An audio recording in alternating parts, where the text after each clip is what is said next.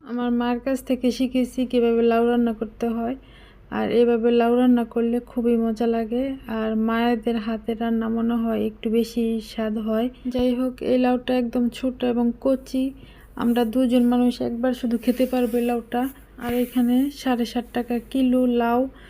প্রথমে আমি লাউটাকে কেটে নিয়েছি, তারপরে ধুয়ে এখানে আমি পেঁয়াজটা কষিয়ে এখানে আমি হলুদ, মরিচ, ধনিয়া, একটু রসুন বাটা, একটু জিরা বাটা দিয়ে দিছি। মশলাকে কষিয়ে তারপরে আমি লাউটা দিয়ে দিলাম। দেখে বুঝতে পারতেছেন কতটুকু লাউ, আর রান্না করলে আরও একদম কমে যাবে। লাউটাকে একটু নাড়াচাড়া করে আবার ঢেকে দিয়েছি, একটু লাউটা যেন কষে। আর আবার আমি একটু পরে ঢাকনাটা খুলে আমি এখানে মাছ দিয়ে দিছি, মাছের চাক। এটা রুই মাছের মাথা দিয়ে রান্না করলে বেশি ভালো হয়, আবার চিংড়ি মাছ দিয়েও রান্না করতে পারেন। কিন্তু আমার কাছে রুই মাছের মাথা ছিল না, আমি চাক লেজা দিয়ে রান্না করতেছি। তারপর আবার একটু কষিয়ে আমি টমেটো দিয়ে দিতেছি। লাউ মানে হচ্ছে টমেটো, ধনিয়া পাতা, কাঁচামরিচ, এই 3টে উপাদান ছাড়া লাউটা একদম অসম্পূর্ণ হয়ে থাকে। তারপর আবার আমি ঢেকে দিলাম।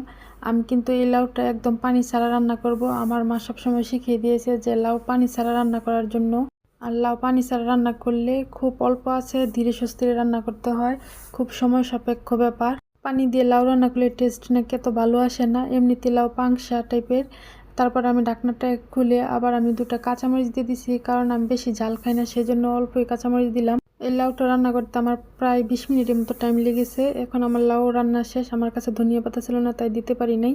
এই তো আমার লাউ রান্না শেষ। খুবই মজা হয়েছিল। সবাই ভালো থাকেন। আল্লাহ হাফেজ।